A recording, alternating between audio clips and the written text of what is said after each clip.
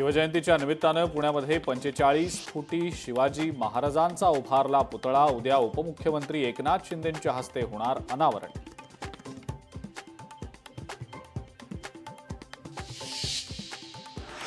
सरकारकडून विभागीय चौकशीसाठी नवी नियमावली जाहीर। आरोपी सोबत संबंध असलेल्या व्यक्तीला यापुढे खातेनिहाय चौकशी करता येणार नाही। नातेसंबंध आर्थिक संबंध असलेल्या अधिकाऱ्यांना सरकारच्या सूचना।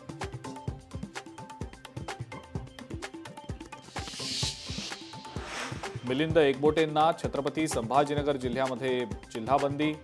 16 मार्च ते 5 एप्रिल दरम्यान जिल्हाबंदीचे आदेश। संभाजीनगरच्या अप्पर जिल्हाधिकाऱ्यांनी काढले जिल्हाबंदीचे आदेश।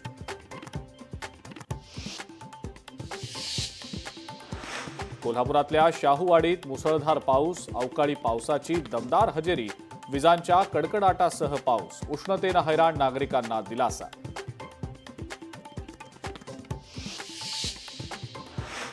अहिल्यानगरमधल्या वेरूळ लेण्यांमध्ये पर्यटकांवर मधमाशांचा हल्ला। मधमाशांच्या हल्ल्यामध्ये 15 ते 20 पर्यटक जखमी। मधमाशांच्या हल्ल्यामुळे पर्यटकांमध्ये भीतीचं वातावरण।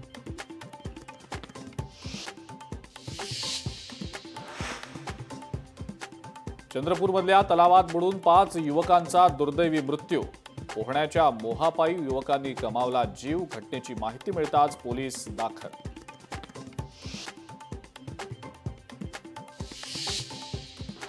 राज्यातल्या सर्व वाहनांना 1 एप्रिलपासून फास्टॅग बंधनकारक। महाराष्ट्र राज्य रस्ते विकास महामंडळानं घेतला निर्णय। अन्यथा दुप्पट टोल भरावा लागणार।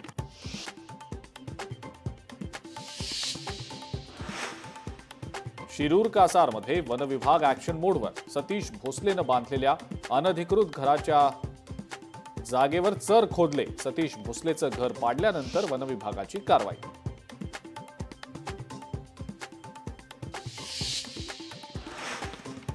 रायगडच्या वरंद घाटात एसटी बसचा अपघात। अवघड वळणावर बस सुमारे 50 फूट खाली उतरली। बसचे ब्रेक निकामी झाल्यानं अपघात। 15 ते 20 प्रवासी जखमी।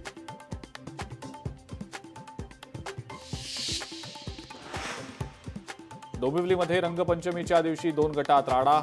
राड्यामध्ये 2 पोलीस कर्मचारी जखमी। पोलिसांवर हल्ला करणाऱ्या 9 जणांना अटक।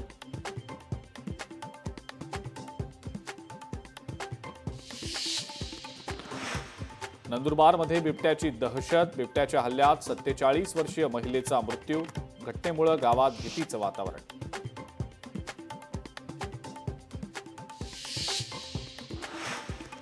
कल्याण बाजारपेठ पोलिसांची कारवाई। गांजा तस्कराला ठोकल्या बेड्या। आरोपीकडनं 12 किलो गांजा जप्त। गांजा विक्रीचं बीड कनेक्शन।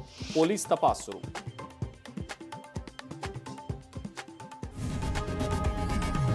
लोकशाही मराठी ऐका, पहा, जागरूक रहा।